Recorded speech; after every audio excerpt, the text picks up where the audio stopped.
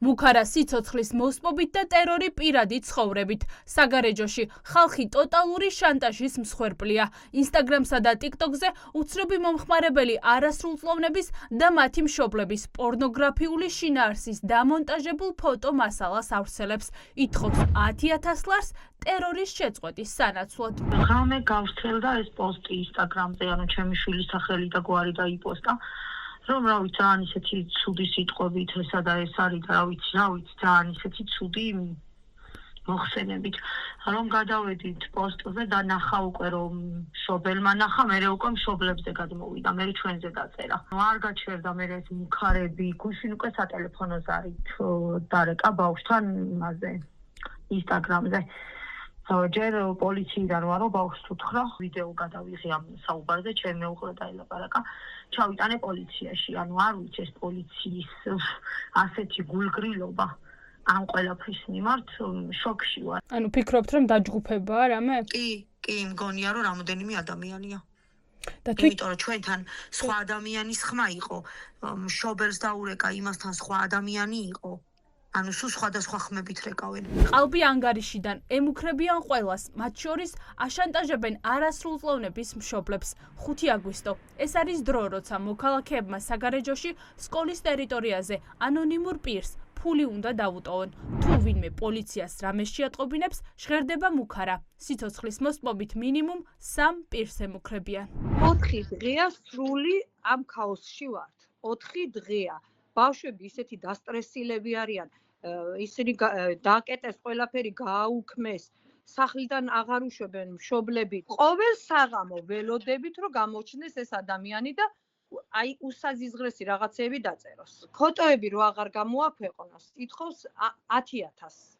ერთ-ერთი სოფლის რესტორანი არის იქით, კარიბჭე. და იმ ადგილას რომ დადოს 100 ლარიანი კუპიურებით 10,000. 112-ში დავრეკე ჯერ, იმიტომ რომ მანამდე 3 მშობელი იყო მისული და განცხადება არ დააწერინეს. ჩვენო ინსტაგრამზე წვდომა არ აგვაქვსო. დარწმუნებულია რომ პოლიცია ვერ შეეხება. ხალხი უმძიმეს მდგომარეობაშია. შინაგან საქმეთა სამინისტრომ კი გამოძიება დაიწყო.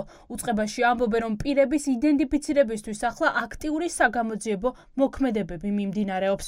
დაზარალებულებს ეჭვი აქვთ რომ დამნაშავე მარტო არ მოქმედებდა. სოფლის 40 ბავშვზე შეიძლება უკვე მეტები ავიდათ უხეცებით დაამატა. აი ესე დაგვდო ინსტაგრამ გვერდზე, ეხლა უკვე გადავიდა TikTok-ზე. ფულსაც ითხოვს და თუ ფულს არ მომიტანო, ჩემი 3 ადამიანიო აკონტროლებსო და ის იქნებაო. ყელს გამოშტრის 3 გოგო ყავს თვალშიო. აქამდე ფოტოებს ხმარობდა, ეხლა უკვე ზარები დაიწყო ტელეფონის საგარეჯო ვერ გააკეთა და დაამისადა თბილისის სუსი ყო ჩართული. და რას ამბობენ? არაფერი არ შედეგი არ არის, რაღაცნაირად არის გაკეთებულიო. და პასუხსაც არ აქვს საგარეჯოს პოლიცია არ საგროვი ეშინიათ. 2 ბავშვი საავადმყოფოში მოხდა სტრესისგან, ერთი სასწრაფო გამოიძახეს, ისეთი სტრესი ჰქონდა. დაზარალებულია მინიმუმ 100 ადამიანი. ნაწილის უფლებებს ორგანიზაცია საფარის იურისტები დაიცავენ. ადვოკატები გამოძიების დაჩქარებას ითხოვენ, რადგან საქმე გვაქვს არასრულწლოვნების უფლებების დარღვევაზე. სახეზეა მინიმუმ 3 სახის დანაშაულის შანტაჟი, სიცოცხლის მოსპობით მუქარა და ადევნება სოციალური ქსელით. ერთი, რომელიც ჩვენ დაგვიკავშირდა, არის არასრულწლოვანი გოგონას მშობელი.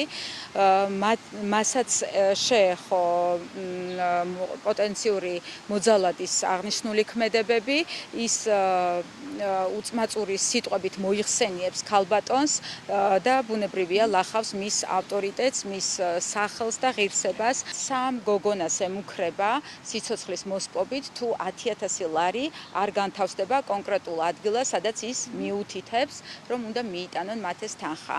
აქ საუბარია სისხლის სამართლის დანაშაულის ნიშნებზე. აუცილებელია, რომ სახელმწიფომ უსწრაფესად ჩაერიოს და პოტენციური პირები დაადგინოს, გამოკვეთოს დანაშაული და დააკავოს ისინი. საგარეჯოს პოლიციაში განცხადებაზე შედის.